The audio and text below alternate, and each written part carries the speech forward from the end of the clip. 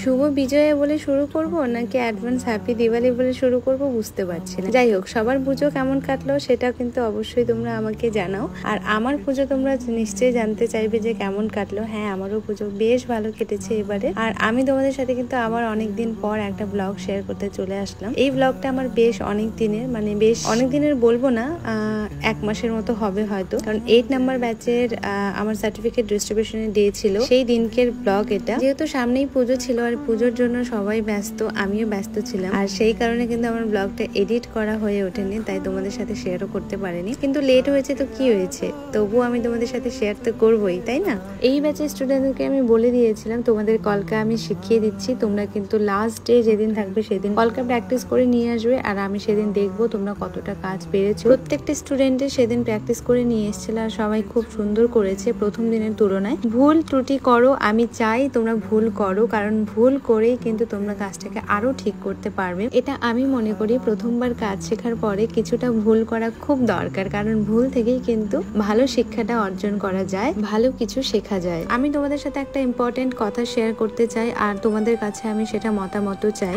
যারা আমার ব্লগ দেখো, যারা আমাকে ফলো করো, তারা অবশ্যই জানো যে আমি কিন্তু আমার ব্যাচের কাউকে ফার্স্ট, সেকেন্ড, থার্ড করি না। আমি সবাইকে সমান চোখে দেখছি, কিন্তু অনেকের থেকে আমি এটা শুনেছি যে দিদি ভাই তুমি যদি ফার্স্ট রানার আপ করো তাহলে খুব ভালো হয়। আমি তোমাদের মতামত জানতে চাই যে কি করলে ভালো হয়, এটা তোমাদের কাছে আমি রিকোয়েস্ট করছি। তোমরা একটু জানো যে আমি যেভাবে ক্লাসটা করছি, যে সবাইকে সমানভাবে দেখছি, সেটা করা আমার ঠিক হচ্ছে নাকি আমার রানার আপ করাটা ঠিক হবে। আমি তোমাদের সবার মতামত জানতে চাই, তোমরা কিন্তু তোমাদের মতামতগুলো আমাকে একটু বলে যাও।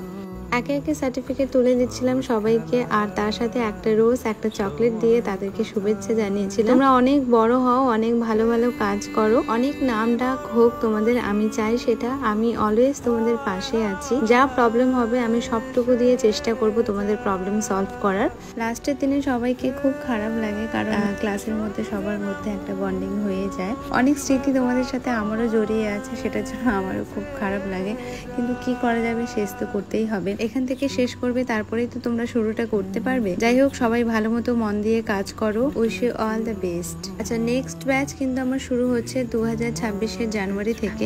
ডেট এখনো ফিক্সড হয়নি, ডেট কিন্তু ফিক্সড করা হবে। আর ক্লাসের জন্য কিন্তু সিট বুকিং নেওয়া হচ্ছে। যারা তোমরা ভাবছো ক্লাসে জয়েন করবে, তারা কিন্তু সিট বুকিং করে রাখো, কারণ সিট একদম লিমিটেড রয়েছে।